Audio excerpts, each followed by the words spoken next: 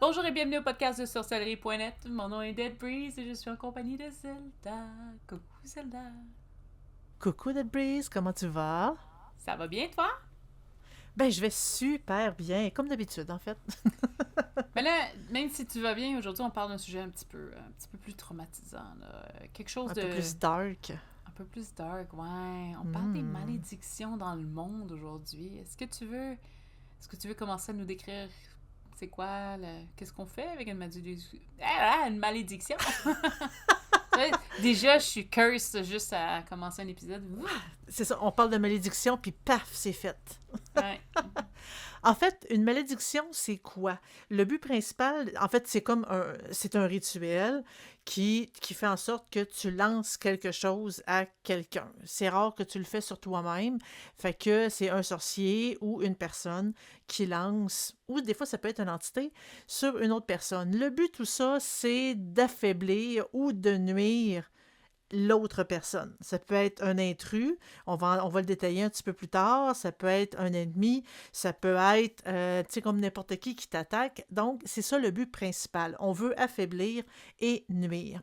Dans beaucoup de cultures, la menace de la malédiction, c'est un moyen de limiter puis d'assurer l'obéissance et le respect des lois, des rites et de l'autorité. Et là, on parle pas vraiment là, de c'est la loi du pays puis tout ça, là, c'est vraiment pas ça. C'est comme les lois, c'est plus religieux, les rites, c'est plus justement religieux, puis l'autorité, c'est par exemple des dieux, un prêtre ou une sorcière, mettons.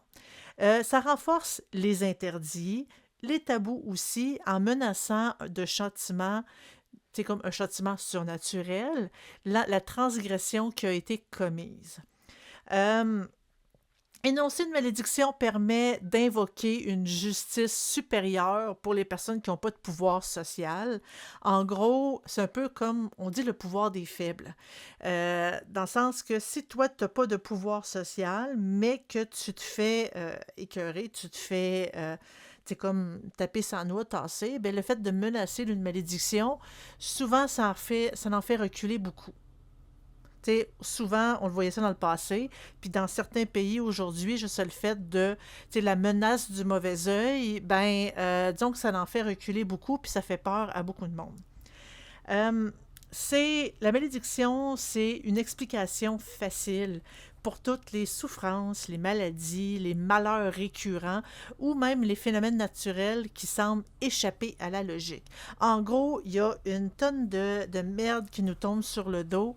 La première chose qu'une personne va penser, c'est ben est-ce que j'ai reçu une malédiction? Est-ce que je suis ensorcelée? Est-ce que c'est rarement le cas, mais on en pense, c'est une idée quand même assez courante. Parce que quand que, on nous envoie quand que moi, en tant que sorcière, des fois, je reçois des emails pour dire, je pense que, comme on me maudit, je pense que c'est souvent ça. Ben là, j'ai une tonne de malheur, j'ai perdu mon emploi, je perds de l'argent, je perds ci, je perds ça. C'est souvent ça qui arrive. Et si vous m'écoutez, ne m'envoyez pas de email. Je ne réponds jamais à ce genre de email-là. Je ne fais pas de travaux magiques. C'était ma parenthèse. Je fais pas ça. Fait que envoyez-moi pas de email, je n'en fais pas. Moi, je peux vous dire comment faire pour vous en débarrasser, mais moi, je ne fais pas de travaux là-dessus. Bon. Fait que message est passé. Mais c'est ça, fait que il y a beaucoup de personnes que, justement, juste parce que ils ont des événements, tu sais, comme c'est malheur après malheur après malheur, qui ont tendance à penser que ils sont maudits. Mais c'est rarement le cas, soit dit en passant. Ce qui est intéressant aussi, c'est que des malédictions, il en existe depuis la nuit des temps. Je pense que ce qu'on peut voir aussi dans ce podcast, cet épisode-ci, c'est qu'on va essayer de passer par les années puis voir un peu plus en détail plus tard. Peut-être qu'il va y avoir 2 épisodes de ce sujet-là parce que il y en a quand même beaucoup. Finalement, il y a beaucoup de malédictions qui existent. Ah oui, puis même encore là, on a juste effleuré la surface. Oui, puis honnêtement, tu sais, il y a beaucoup de malédictions qui peuvent être faites, tout ça, sur des gens, mais on n'est pas au courant nécessairement. Là. Donc, on fait comme des trucs en gros. Mettons qu'on commence le plus creux qu'on a trouvé, parce que je suis sûre qu'à la préhistoire, ça existait, c'est juste parce qu'on Oui. n'a pas vraiment trouvé ça. C'était en Égypte. Puis en Égypte, on connaît tous les, les malédictions des pharaons qui, c'est inscrit sur des tombeaux, protéger les morts, parce que souvent, là, il disait des textes comme La mort frappera de ses ailes celui qui trouvera le repos des pharaons. Et ceux qui connaissent un peu tout ce qui est mythologie égyptienne et l'histoire en Égypte, il y avait un culte sur la mort. Donc, c'était très, très poussé. Puis c'était des temples. Et peut-être que vous avez entendu, là, quand ils ont réussi à ouvrir le fameux tombeau de Toutankhamon, ben, il y avait tout le monde tombait malade. Il mourait. Oui, puis j'ai trouvé... parce que moi, j'avais un programme que je marche avec mon treadmill, puis il y avait une section Égypte. Puis on se promenait là, justement dans la vallée de la mort, je pense en français, là, le Valley of Death, où est-ce que justement tu as tous les tombeaux. Puis on se promenait dans certains des tombeaux, puis il expliquait que certaines maladies, par exemple, c'est pas nécessairement une malédiction, bien que les Égyptiens croient beaucoup, beaucoup à ça, que probablement qu'il y avait des bactéries aussi qui étaient comme enfermées pendant des années et des années et des années et des années. Et puis là, ben là, il y a où ça? Ploup!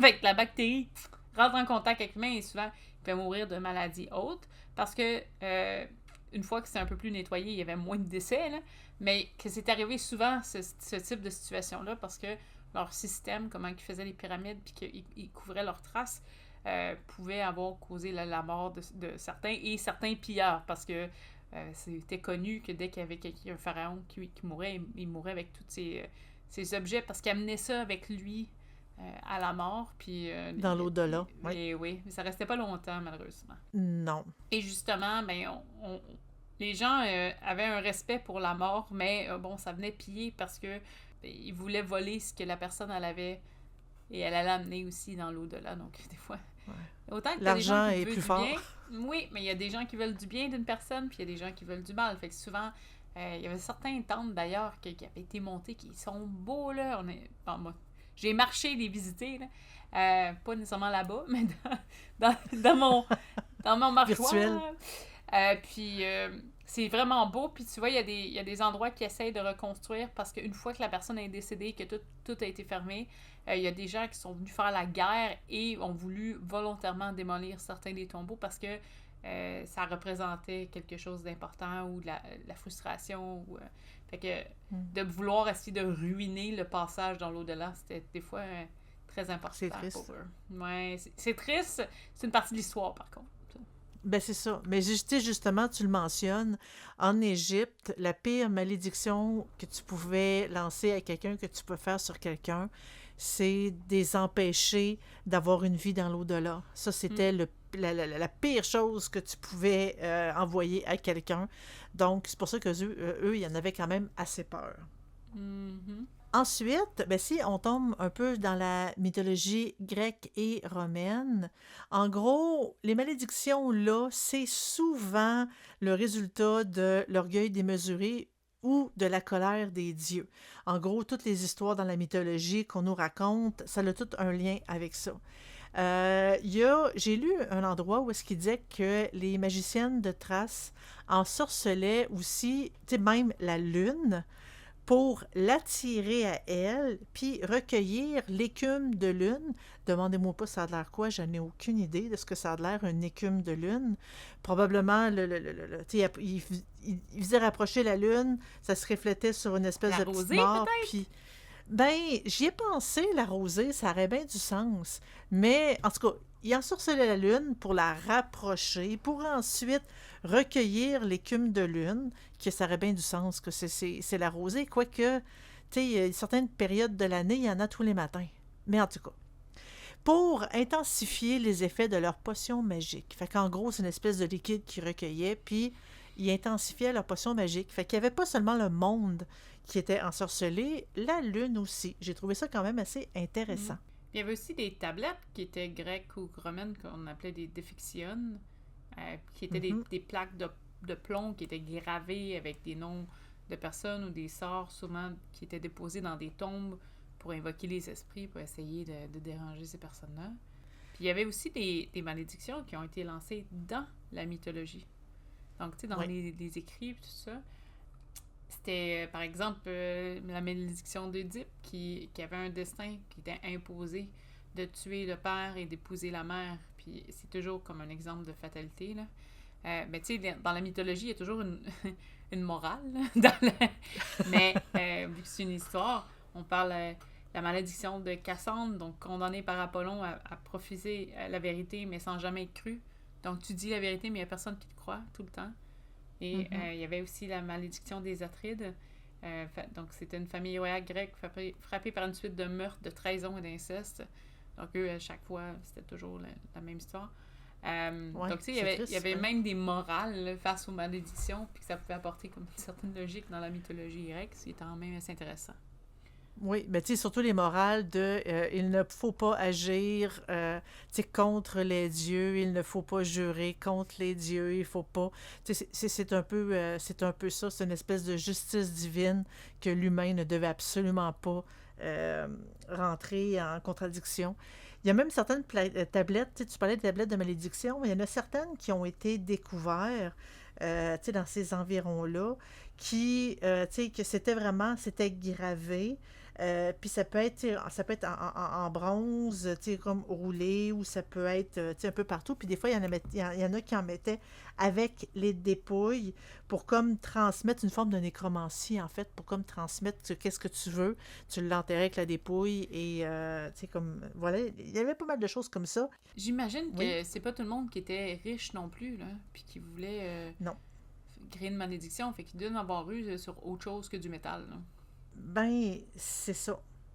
Tu sais, même les Grecs, des fois, ils en mettaient les yeux en leur donnant des représentations en terre cuite, de, tu sais, comme de tête, de jambes ou d'utérus même, pour le succès de leur rituel, puis de, tu sais, comme de guérison, mais ils pouvaient, tu sais, comme, justement, par le même principe, envoyer des malédictions pour infliger des blessures mortelles à leurs ennemis. Mais il y a même une tablette de malédiction qui a été trouvée au 5e siècle, ben, en fait, qui date du 5e siècle avant Jésus-Christ. Puis dessus, là, c'est vraiment écrit en grec que c'est la personne, elle souhaitait que lors de son procès, tu sais, les personnes qui étaient supposées venir plaider au tribunal soient incapables de plaider. Fait qu'il y a différentes, vraiment très, très, très, des malédictions très, très, très variées. Ensuite, on tombe dans les légendes arthuriennes et nordiques, parce que c'est un petit peu dans la même région. Ces malédictions-là sont souvent liées à la magie, au serment brisé, puis à la destinée. Dans la mythologie nordique, il y a, par exemple, l'anneau d'Advananotur. J'ai aucune idée si je le dis comme il faut. Mais en tout cas, c'est un anneau qui est initialement volé par Loki dans la mythologie. Et Loki est maudit par le main Advari. Il apporte la mort et le malheur à tous ceux qui le possèdent. Puis, en fait, c'est pas Loki qui a été maudit, mais plus l'anneau.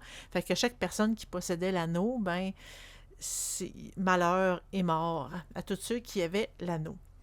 Il y a aussi, dans tout ça, les contes de fées, les folklores.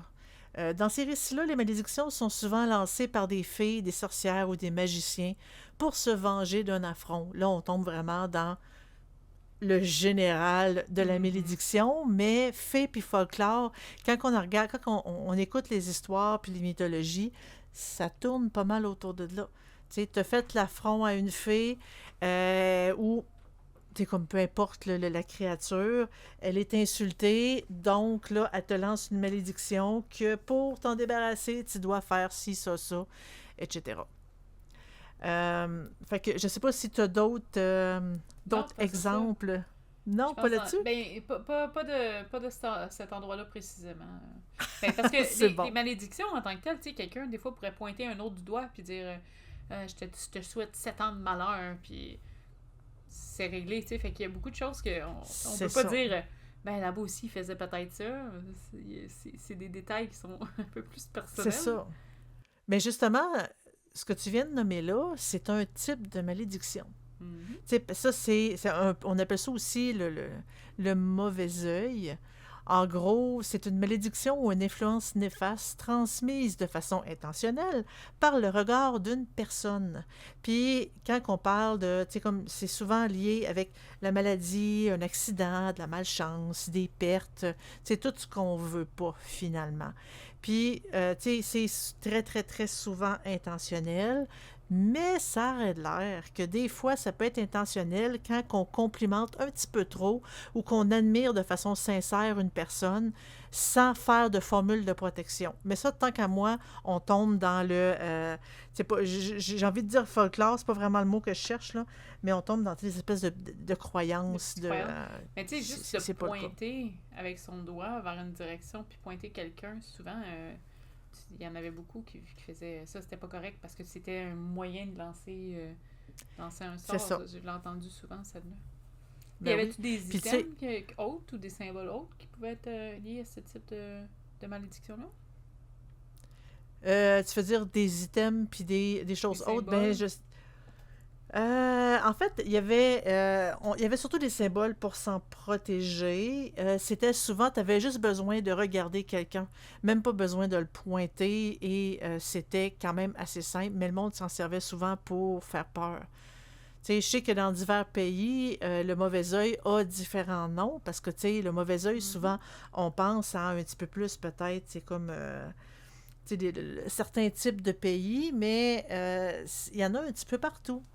Tu sais, par exemple, Mal Occhio, c'est en Italie, Nazar en Turquie, Iran, En Al-Ain, en tout cas, je ne sais pas si j'ai dit comme il faut, là, c'est dans le monde arabe, Mathiasma en Grèce, par exemple, Corne Rouge. Pourquoi Corne Rouge? Je trouve ça Parce bizarre que parce c'est que le c'est en symbole. italien. C'est Ah, c'est le corno. symbole! Mais, oui. Mais par exemple, le Nazar en Turquie, là, c'est Ah, le fameux œil bleu. oui, euh, avec le mais bleu-blanc, là. pourtant, Puis, on le porte pour s'en protéger. oui, mais je pense qu'il y a une façon. C'est la même chose pour l'Amza qui est utilisé en Afrique du Nord. Tu peux Oui, l'utiliser, tu peux actuellement maudire quelqu'un avec. C'est pas nécessairement parce qu'un symbole est protecteur qu'il ne fait que ça. Parce que des fois, juste le fait de renvoyer la charge à quelqu'un d'autre, ça peut aussi agir comme une malédiction, tu leur envoies. Donc, oui, c'est des symboles de protection, mais ça peut être aussi un symbole de malédiction. ah ah! Fait que, en gros, en protégeant, ça peut maudire quelqu'un d'autre en même temps. Mhm. C'est super Ouais. intéressant. Mhm. Ensuite, pour passer à un autre type de malédiction, on a, ben, tu sais, c'est sûr que là, je parle de sortilège, OK? Puis là, c'est sûr qu'envoyer un sortilège, c'est la façon d'envoyer une malédiction aussi. Mais ce que je veux mentionner là-dedans, c'est que on parle de magie contraignante. En gros, normalement, quand que tu veux lancer ce genre de malédiction-là, ça commence par je contrains. Fait que c'est comme une forme de prise de contrôle physique puis intellectuel d'un sujet par la personne qui lance le sort. Fait que c'est comme se dit je contrains Dead Breeze à etc. Puis là, ben, ça peut être autant physique, ça peut être intellectuel, ça peut être autant c'est comme dans les on peut tomber dans les malheurs, on peut énumérer tout plein de choses. En fait, c'est Fait d'essayer que de forcer l'autre personne, là. exactement, ben tu la contrains, tu Mhm. l'obliges à. Fait qu'elle, elle a pas le choix. Fait que c'est une forme de façon d'envoyer, c'est comme une malédiction. J'ai lu aussi, et là, je me souviens pas dans quelle mythologie. J'ai déjà lu ça. Je crois que c'était égyptien.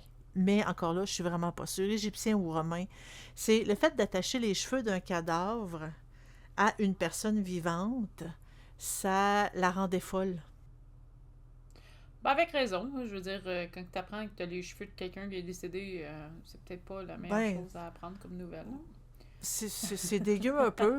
Pas de là à me faire interner en hôpital psychiatrique, mais c'est dégueu. Mais ça, c'était une ancienne croyance. Oui, puis c'est pas la première fois que j'entends ça, fait que j'ai tendance à dire que je comprends qu'elle existe, puis que c'est basé sur quelque chose, mais je pourrais pas te dire non plus de quel endroit ou quel mythe, puis tout ça, parce que Parce que Égyptien, j'avais lu je sais ça. pas.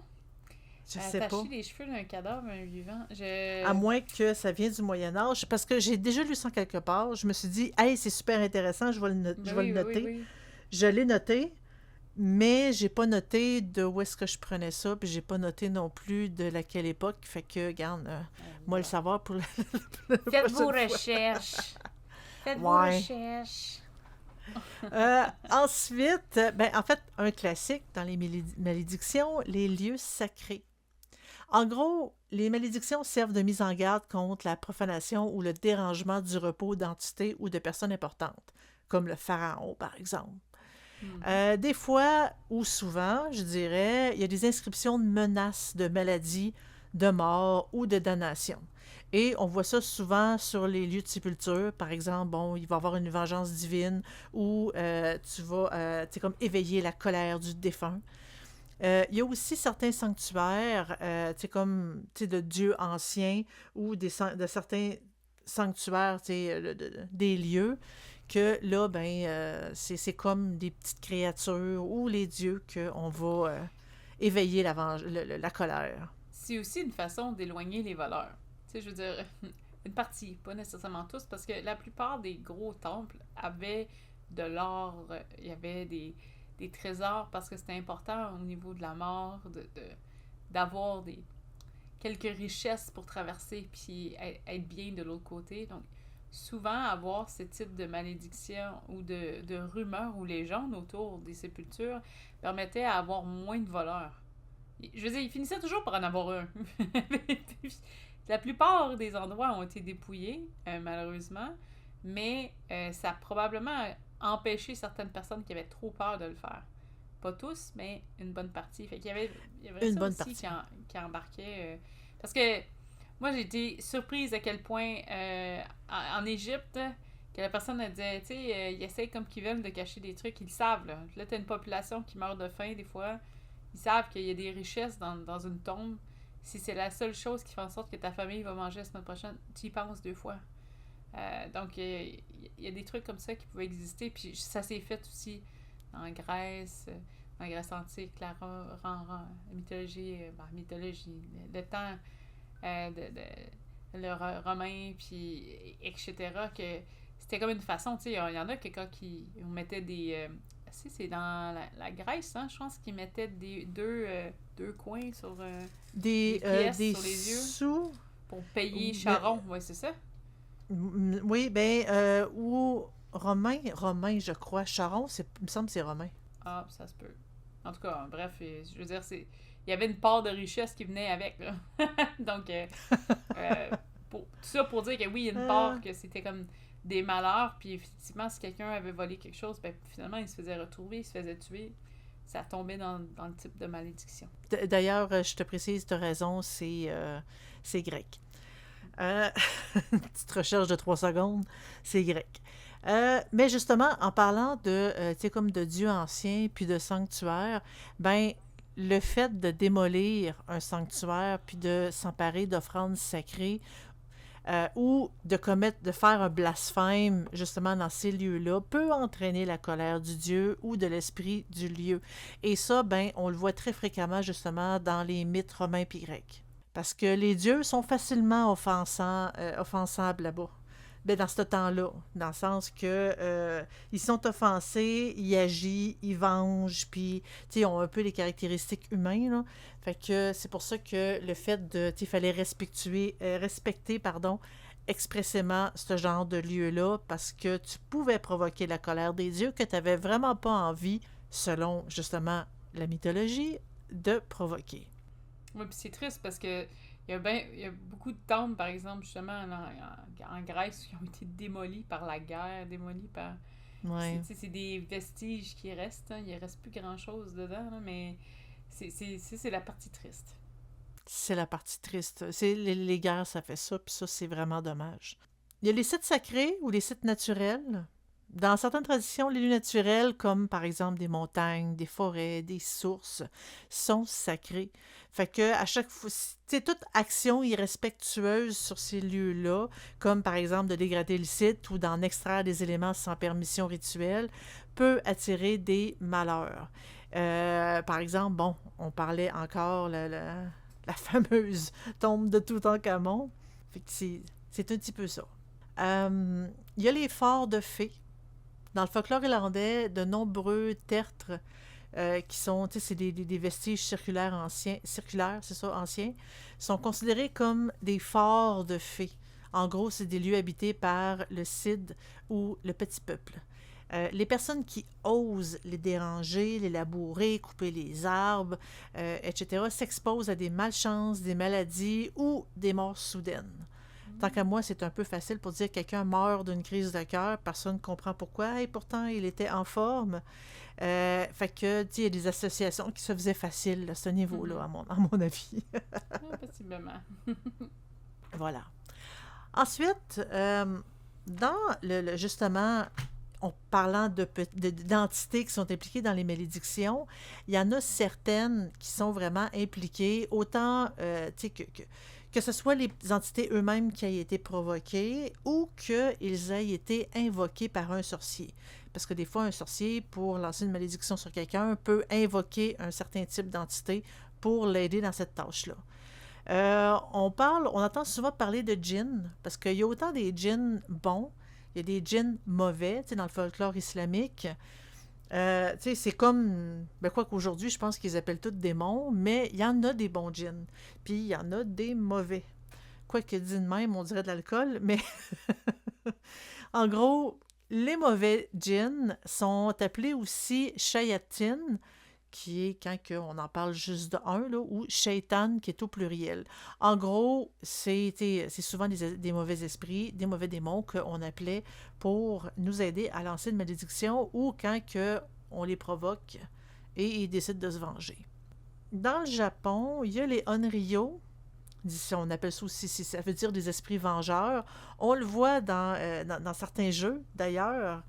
Les Onryo, c'est souvent des femmes mortes dans la colère et la douleur, dont l'esprit revient pour maudire et nuire aux vivants. Fait que là, souvent, c'est que t'es pas à bonne place. c'est le lieu rendu là. Il y a le One-Onna, encore là, je sais pas si je le dis comme il faut, mais on est encore au Japon. C'est la femme squelette. C'est une créature surnaturelle qu'on appelle aussi yokai, ça c'est plus le général, là, qui apparaît comme une femme séduisante pour s'attaquer aux hommes et drainer leur force vitale en guise de vengeance d'une trahison. Fait que là, malédiction, vengeance, je trouvais que ça fitait un petit peu.